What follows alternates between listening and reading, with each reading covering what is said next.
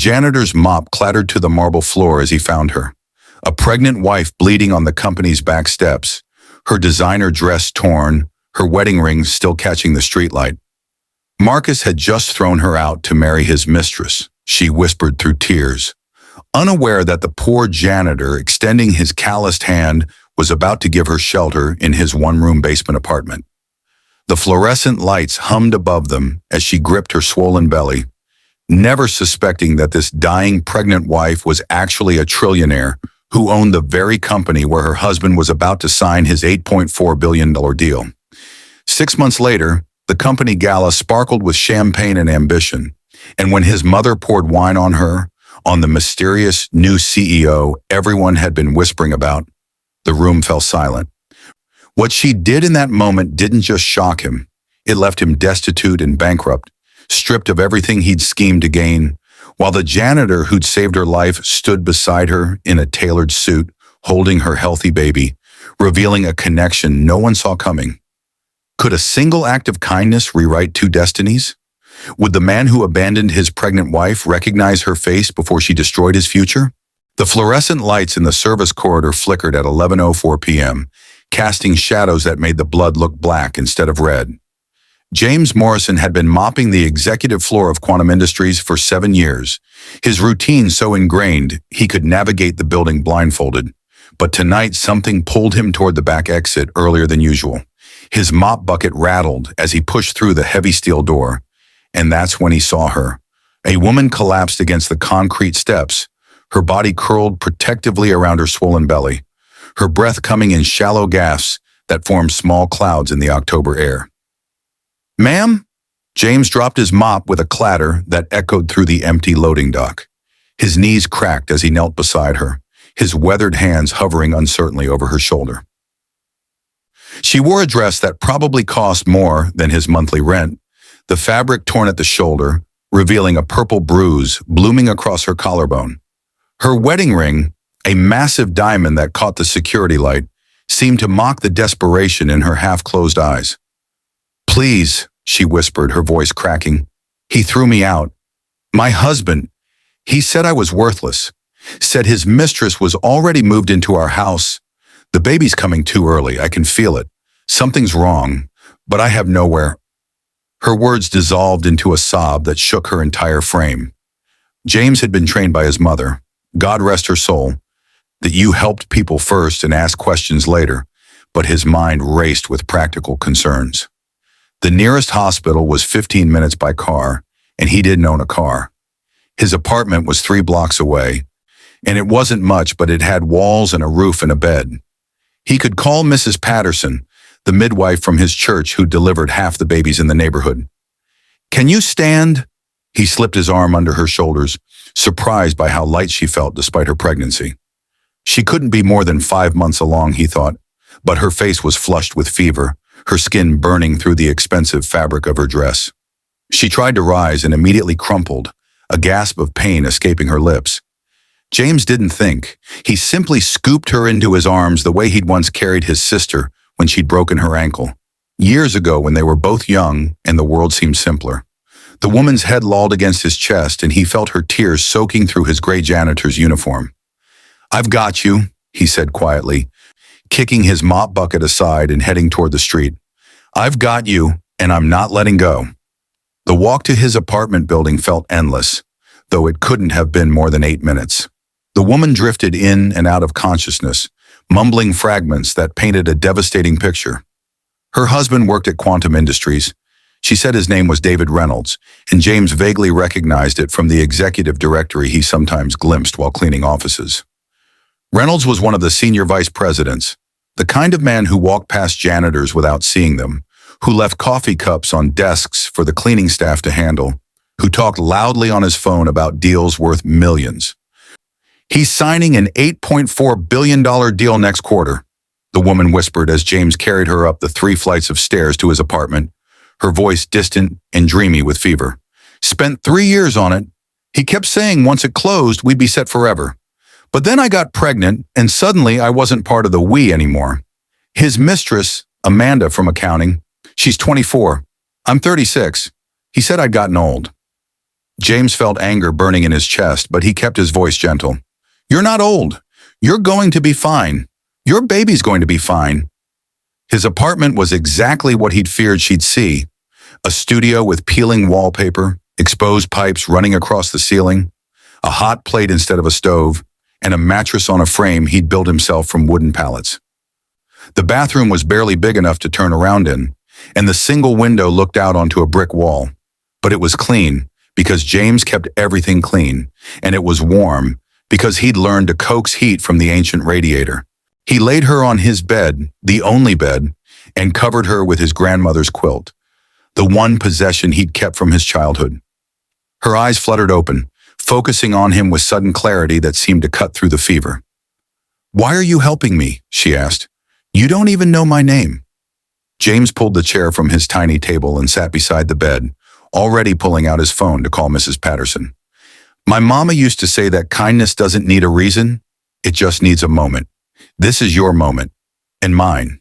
He paused, offering a small smile. But if it makes you feel better, you can tell me your name. She stared at him for a long moment, and something shifted in her expression. Something he couldn't quite read, like she was making a decision that would change everything. Elena, she finally said. My name is Elena. What James didn't know, what Elena had decided not to tell him, was that her last name wasn't Reynolds anymore. Hadn't been legally for 3 years since she'd quietly reclaimed her maiden name after discovering David's first affair. Her full name was Elena Ashford, and the Ashford family didn't just work at Quantum Industries. They owned it.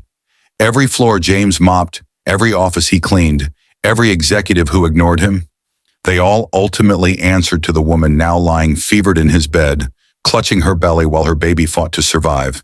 And the $8.4 billion deal David Reynolds was so proud of?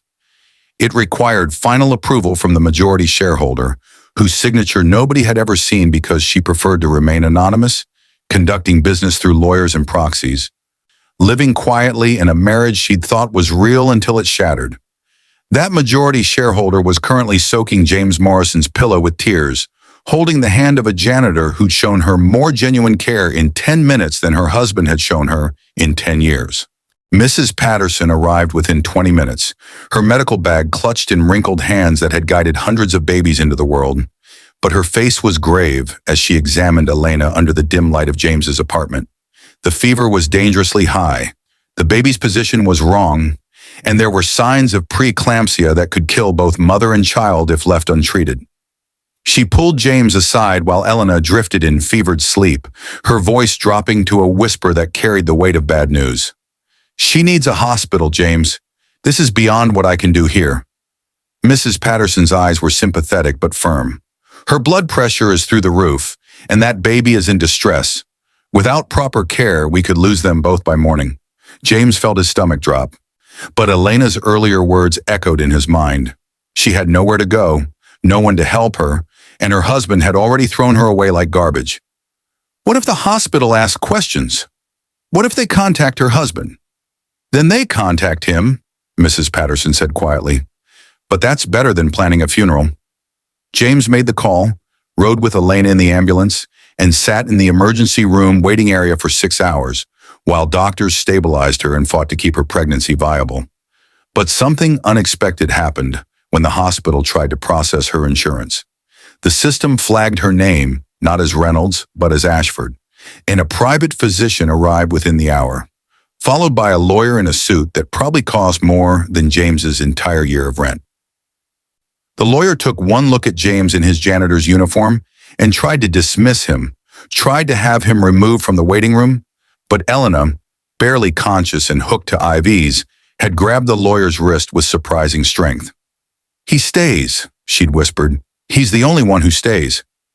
3 days in the hospital became a week, and the week became a turning point. Elena's fever broke, her blood pressure stabilized, and the doctors managed to stop the early labor. But the pregnancy remained high risk, and she needed complete bed rest for the next several months. The lawyer, a man named Gregory Chen, who spoke in clipped, efficient sentences, explained that Elena had options, a private estate, a medical facility, a dozen properties where she could recover in luxury. But Elena looked past him to where James sat in the corner, still wearing his janitor's uniform because he'd come straight from work every day to visit her. "I want to stay with him," Elena said, her voice stronger now but still carrying an edge of vulnerability. "If he'll have me," James had stammered, completely confused, saying his apartment wasn't suitable for recovery, wasn't suitable for anyone, really. But Elena's eyes held something he recognized from his own mirror. The desperate need to be somewhere real, somewhere without pretense, somewhere safe. Gregory Chen looked like he'd swallowed something sour, but he made it happen in the way that people with unlimited resources make things happen. Within 48 hours, James's apartment building had been quietly purchased by a shell corporation. His unit had been combined with the two adjacent units, and contractors had transformed the space into something livable while maintaining its humble appearance from the outside. "She wants authenticity," Gregory had explained to James while they stood in the newly renovated space that somehow still felt like his apartment, just bigger and safer. "She spent 15 years living in mansions with a man who saw her as a trophy. You saw her as a person who needed help. That's worth more than you understand." The months that followed created a rhythm that neither James nor Elena expected. He continued working his janitorial job, insisted on it actually, because it kept him grounded and gave him purpose, leaving at 10 p.m. and returning at 6 a.m. to find Elena awake, reading or sketching, or simply sitting by the window watching the sunrise. They'd have breakfast together, simple meals that James cooked on the new stove that looked old but worked perfectly, and they'd talk about everything except the obvious questions hovering between them. She never mentioned that she owned Quantum Industries, and he never asked why lawyers and doctors appeared whenever she needed them, why her friend, Gregory, could make problems disappear with a phone call, why her medical bills never seemed to require payment. Instead, they talked about James's mother, who'd raised him alone after his father died in a construction accident, about Elena's father, who'd built a technology empire from nothing and taught her that money was a tool but character was a legacy. "My father used to say that you discover who someone really is when they have nothing to gain from you," Elena said one morning in her 4th month of staying with James, her hand resting on her belly where the baby had finally started moving regularly. "David saw me as an acquisition, a beautiful wife for business dinners, someone to photograph well in company newsletters. When I got pregnant and couldn't fit that role anymore, I became disposable." James set down his coffee cup, his weathered hands wrapping around the ceramic for warmth. "His loss," he said simply, "and maybe this baby's gain, because now they'll have a mother who knows her worth." Something shifted in Elena's expression, and she reached across the small table to take his hand. Her touch was warm, and her eyes held a clarity that made his breath catch. "I need to tell you something, James. Several things, actually.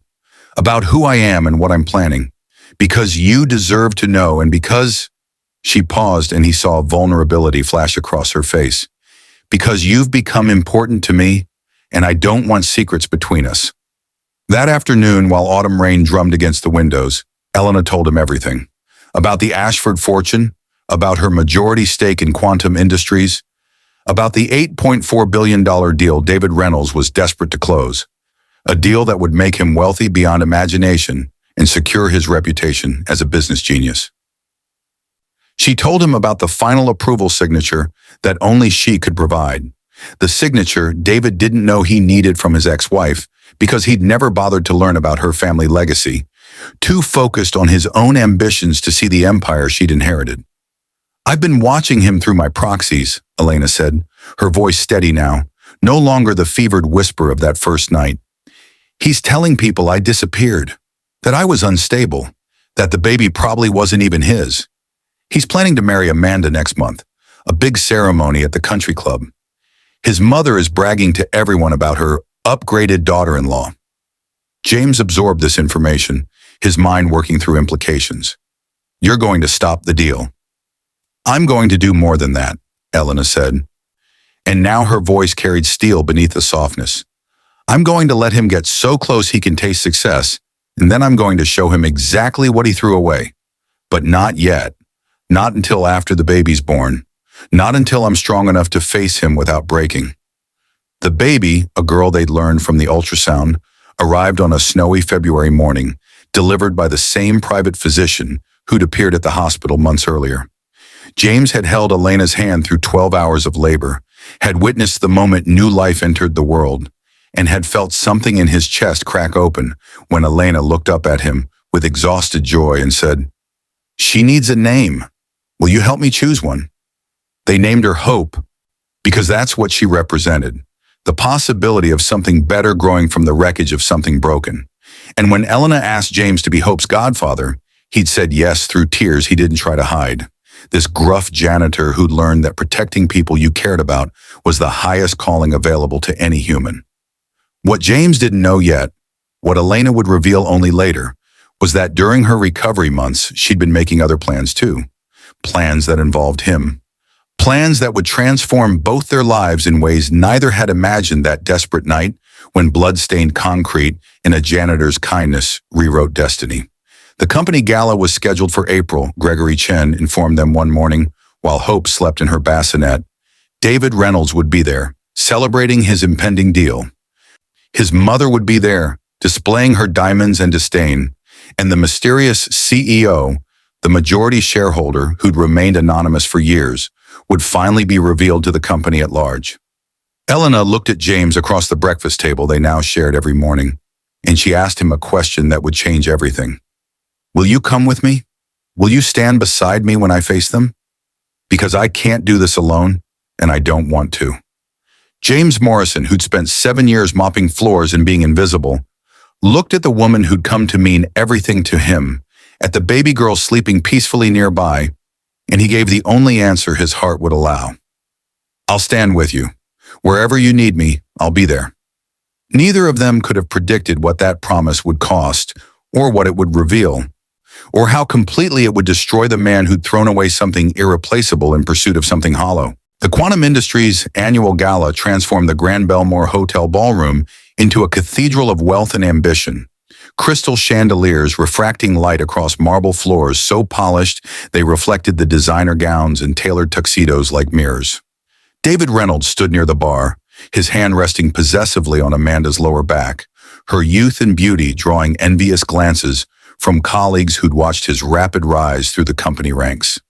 His custom Tom Ford tuxedo fit perfectly across shoulders that had broadened from twice-weekly sessions with a personal trainer, and his smile was practiced and confident as executives congratulated him on the impending deal that would cement his legacy.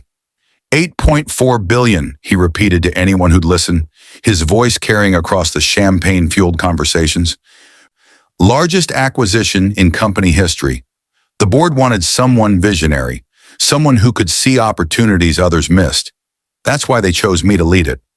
What David didn't know, what none of the celebrating executives knew, was that the board hadn't actually chosen him at all, but rather the mysterious majority shareholder had allowed him to believe he was in control, had fed his ego through carefully orchestrated meetings and approvals, building his confidence to heights that would make the fall more devastating. Margaret Reynolds, David's mother, held court near the hors d'oeuvres table in a gown that cost more than most attendees' monthly salaries, her diamonds catching light as she gestured dramatically while explaining to anyone within earshot how her son had finally upgraded from his previous wife. Elena was always too bookish, too serious, Margaret announced to a circle of women who nodded politely while scanning the room for more important conversations. Amanda understands that a man like David needs a partner who enhances his image, not someone who hides in libraries reading philosophy. And between us, she dropped her voice to a stage whisper that carried perfectly, I never believed that baby was actually his. Elena probably ran off with some. Ladies and gentlemen, the event coordinator's voice cut through the ballroom chatter, amplified by speakers that made silverware tremble against china. Please direct your attention to the stage. Our CEO will be making a special announcement this evening. The crowd shifted, champagne glasses pausing mid-sip, conversations dying into expectant silence. The stage remained empty for a long moment, a calculated pause that Gregory Chen had insisted upon, letting anticipation build. And then a figure emerged from the wings in an elegant emerald gown that seemed to capture and hold light. Her dark hair was swept up to reveal a face that several people in the crowd vaguely recognized but couldn't quite place. her bearing regal but somehow also accessible. And on her arm walked a man in a perfectly tailored tuxedo whose face was completely unknown to the executives, but whose weathered hands and genuine smile suggested someone unaccustomed to such formal settings. Elena Ashford stepped to the microphone with James Morrison beside her, and the ballroom's confusion was palpable, whispers rippling through the crowd like wind through wheat.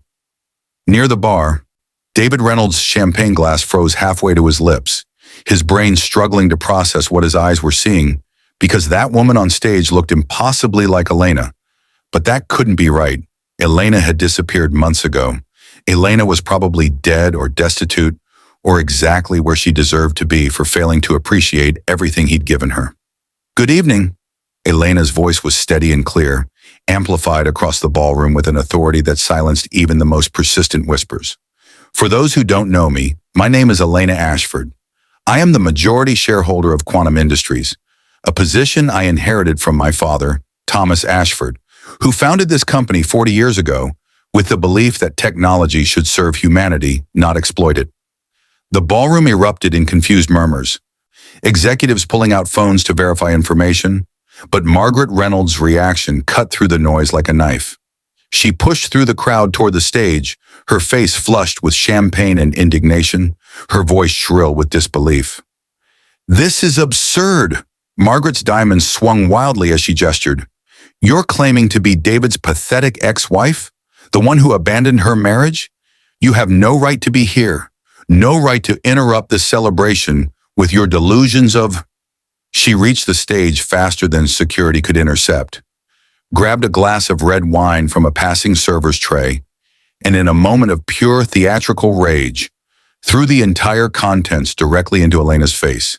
The wine splashed across Elena's elegant gown like blood, droplets spattering the polished stage, and for 3 heartbeats the ballroom existed in perfect, frozen silence.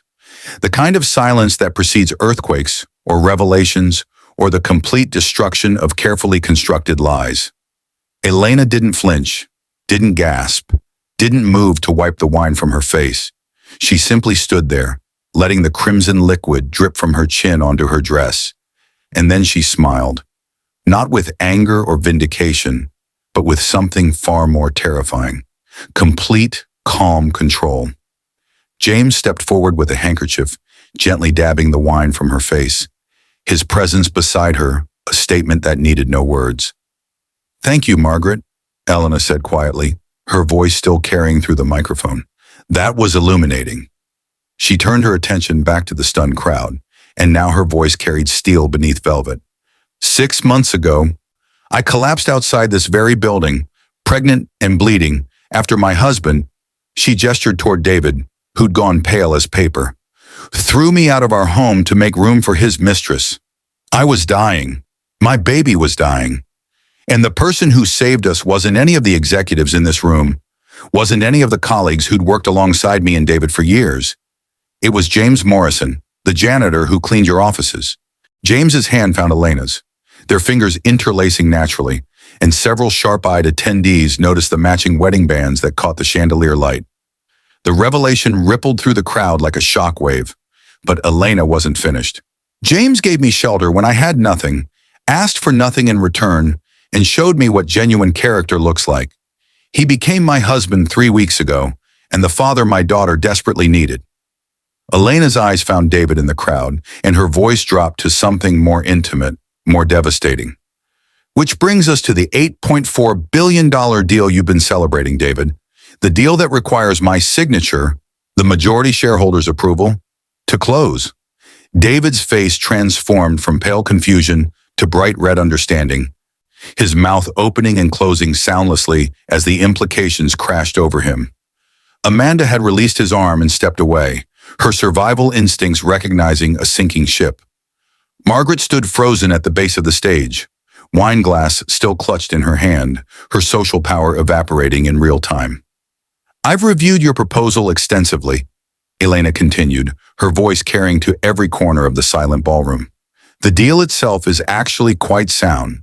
Good for the company, good for shareholders, potentially good for our employees. But it has one fatal flaw." She paused, letting the tension build. It requires integrity from its leadership. And you've demonstrated conclusively that integrity is something you abandoned the moment it became inconvenient. So here's what's going to happen. Gregory Chen appeared from the wings, carrying a leather portfolio that he handed to Elena. She opened it, revealing documents that she held up for the cameras that had been discreetly positioned to record this moment. Because Elena believed in documentation, in proof, in making sure the truth couldn't be twisted or denied. "I'm dissolving your position, effective immediately," Elena said, her words dropping like guillotine blades. "Your department will be restructured under new leadership. The deal will proceed, but without you. Your profit participation, the millions you were expecting, will be redistributed to the company's charitable foundation." She pulled out another document. "I'm also exercising a clause in the company's ethics policy that you clearly never bothered to read. Executives who engage in extramarital affairs with subordinates create liability for the company. Amanda will be transferred to a different division with no connection to you, and you'll be prohibited from contacting her under threat of immediate termination." David found his voice, though it came out as a strangled croak. "You can't do this. I have contracts. You have nothing," Elena said simply. "Your employment contract contains a morality clause that you violated. Your prenuptial agreement, the one you insisted I sign when we married, stipulates that abandonment of a pregnant spouse forfeits all claims to marital assets. And the house you threw me out of? That was always mine, David. My father's wedding gift to me, titled in my name only.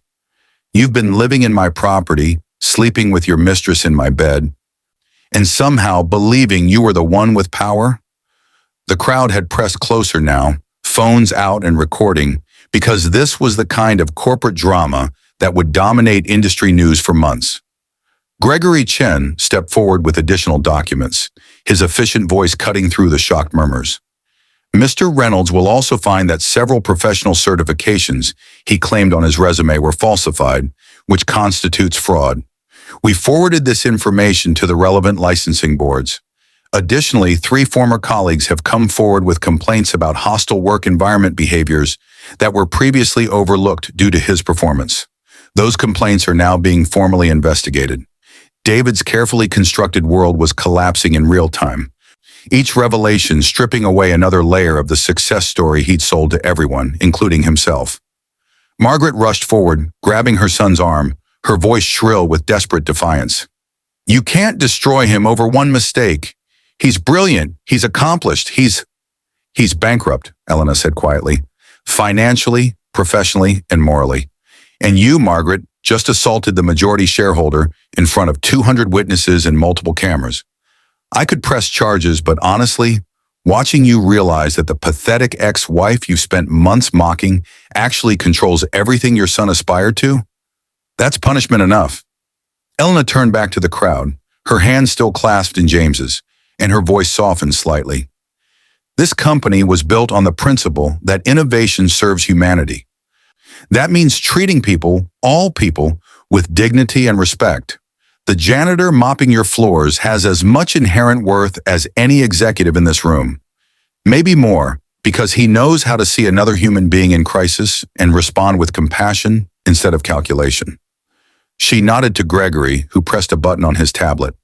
The massive screens flanking the stage lit up with a single image. Hope, Elena's daughter, sleeping peacefully in her bassinet, her tiny hand curled into a fist. "This is why it matters," Elena said, her voice thick with emotion for the first time. "Because she's going to grow up in a world we create.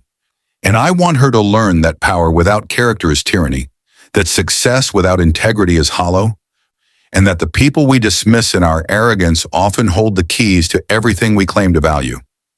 The ballroom remained silent as Elena and James walked off the stage together, security personnel moving to escort David and Margaret from the building. But before she left, Elena turned back one final time, her eyes finding David's across the crowd. "You threw away something irreplaceable because you couldn't see its value," she said. "That's not my tragedy, David. It's yours.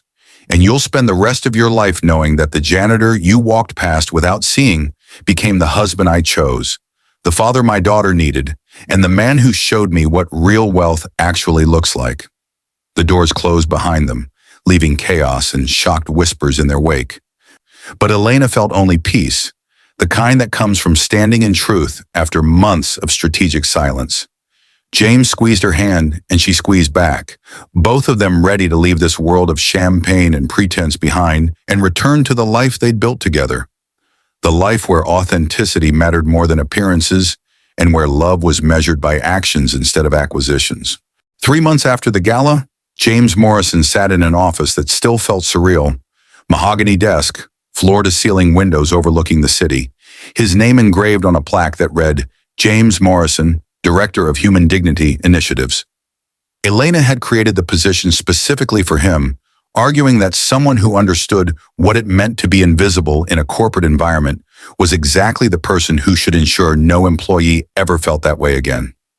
He'd resisted at first, insisting he was just a janitor, but she'd looked at him with those eyes that had learned to see past surfaces and said, "You were never just anything, James. You just worked in a world that refused to look closely enough to notice." The view from his office showed Quantum Industries' main plaza, where a bronze statue had been installed last month, a figure of a man holding a mop in one hand and extending the other hand in help. The plaque beneath reading, "In recognition that dignity belongs to every person, and greatness often arrives in uniforms we're trained to ignore." Elena had unveiled it during a company-wide meeting where she'd announced new initiatives: living wages for all contract workers, full benefits for janitorial and maintenance staff, and a mentorship program connecting executives with employees from every level of the organization. James's phone buzzed with a text from Elena. "Hope just said data, and I'm not sure if she means you or if she's just making sounds, but I'm counting it as a win. Come home soon?" He smiled, typing back a quick response. But his attention was pulled to his computer screen where an email notification appeared. A news alert he'd subscribed to months ago, unable to look away from the train wreck that had become David Reynolds' life. The headline read, "Former Quantum VP David Reynolds files for bankruptcy. Third business venture collapses." James clicked through, skimming the article that detailed how David had tried to launch a consulting firm after his termination. But potential clients had Googled his name and found the gala footage that had gone viral. 17 million views and counting. His second attempt, a tech startup funded by former business school connections, had imploded when investors discovered his falsified credentials. The third venture, a desperate partnership with Amanda, who'd also lost her position, had collapsed under the weight of their combined reputations and the fact that neither actually possessed the skills they'd spent years claiming to have. Margaret Reynolds had fared no better, the article noted. Her assault on Elena Ashford had resulted in criminal charges that she'd pleaded down to community service. But her social standing had evaporated completely. Country club memberships revoked, charity boards requesting her resignation, former friends suddenly unavailable for lunch dates. The last James had heard, she'd moved to Florida to live with a cousin, far from the city where her humiliation had been so public and so absolute. But what struck James most wasn't the schadenfreude of watching bad people face consequences, though he'd be lying if he said there wasn't some satisfaction in cosmic justice. It was the realization that their destruction had been entirely self-inflicted. Elena hadn't fabricated crimes or planted false evidence. She'd simply removed the protections that had allowed them to escape accountability for their actual behaviors, let the truth speak for itself, and watched as their house of cards collapsed under the weight of its own hollow foundation. A knock on his office door pulled James from his thoughts. Gregory Chen entered, carrying the leather portfolio that seemed to be permanently attached to his hand, but his usually stern expression had softened into something approaching warmth. "Mrs. Ashford Morrison asked me to deliver these," Gregory said, placing a stack of documents on James's desk. "Adoption papers. She wants to make it official. You as Hope's legal father. She said to tell you there's no pressure, but that Hope deserves to have her heroism legally recognized." James felt his throat tighten, his weathered hands trembling slightly as he reached for the papers. "I'm a janitor who got lucky, Gregory. I'm not sure I qualify as a hero." Gregory Chen, who rarely showed emotion beyond professional courtesy, allowed himself a small smile. "Mr. Morrison, I've worked for the Ashford family for 20 years. I watched Elena grow up, saw her marry a man who valued her for her name and connections, witnessed her slowly lose herself trying to be whatever David Reynolds needed her to be. The night you called from the hospital, I arrived expecting to manage another crisis. Instead, I found a janitor in a stained uniform who'd given up his only bed for a stranger and was prepared to max out credit cards. He didn't have to pay medical bills for a woman whose name he didn't even know. He paused, his professional composure cracking slightly. That's not luck, Mr. Morrison. That's character. And it's exactly what Hope needs, modeled for her as she grows up. After Gregory left, James sat with the adoption papers, reading through the legal language that would make official what his heart had already claimed, that Hope was his daughter in every way that mattered, that families were built on choice and love rather than biology alone, and that the scared, broken woman he'd found bleeding on concrete had become the center of a life he'd never imagined possible. His phone rang, Elena's number, and he answered to hear Hope's babbling in the background, punctuated by Elena's laughter. "James, she's doing it again," Elena said, breathless with joy. "She keeps pointing at your photo and making sounds. I think she misses you. We both do. When are you coming home?" Home, the word still felt miraculous because home wasn't the renovated apartment anymore. They'd moved to a house 6 weeks ago. Nothing ostentatious but comfortable, with a yard where Hope could eventually play and a kitchen large enough for the family dinners James had already started planning. Home was wherever Elena and Hope were, this ready-made family that had emerged from tragedy and transformed into something beautiful, precisely because it had been forged in truth rather than pretense. "I'm leaving now," James said, already shutting down his computer and grabbing his jacket. "Tell Hope that Dada is on his way." The drive home took him past the alley behind Quantum Industries, and James found himself glancing at the spot where he'd found Elena that October night. The concrete had been pressure washed long ago.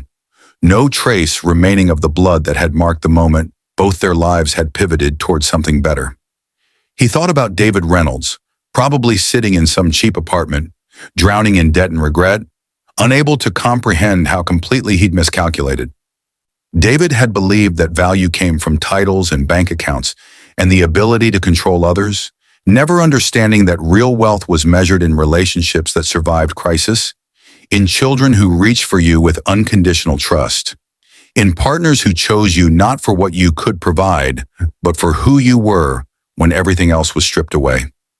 Elena had told him once during those quiet months of recovery that her father had built Quantum Industries on a single principle, that technology was only as valuable as the humanity driving it, that innovation without ethics was just elaborate selfishness, and that the measure of any organization was how it treated the people with the least institutional power. David had worked at Quantum for 12 years and never absorbed that lesson, too focused on his own advancement to notice the foundation he was standing on. James pulled into the driveway of their home, modest by billionaire standards but luxurious by his previous experience, and saw Elena on the porch, Hope in her arms, both of them backlit by the setting sun.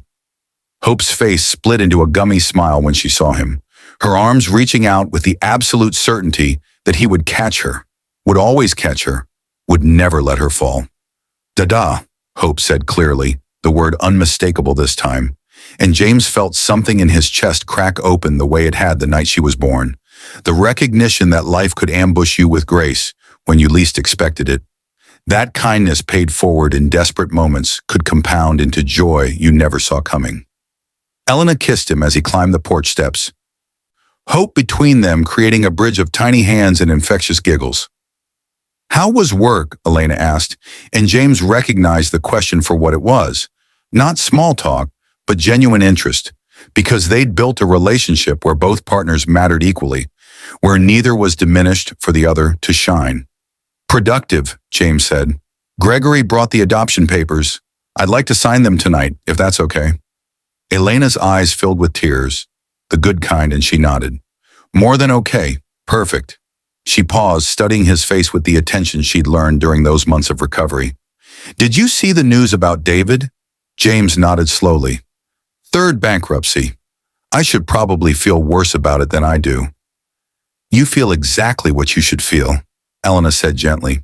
"Relief that justice exists. sadness that he chose the path he did, and gratitude that his choices led you to us. She shifted Hope to her hip, her free hand finding James's. He had every opportunity to choose differently, to value what he had, to treat people with dignity, to build something real instead of something impressive. He chose appearances over substance, and that choice had consequences. That's not cruelty. That's cause and effect. They went inside together, this unlikely family assembled from broken pieces that had somehow fit together better than anything manufactured from pristine parts ever could. James signed the adoption papers at the kitchen table, while Elena heated dinner and Hope played with blocks on the floor, creating towers that she'd knock down with delighted shrieks. The legal language made official what reality had already confirmed, that love was a choice, that fathers were made in moments of showing up rather than biology, and that the most valuable inheritance any child could receive was the model of parents who'd learned that character mattered more than credentials.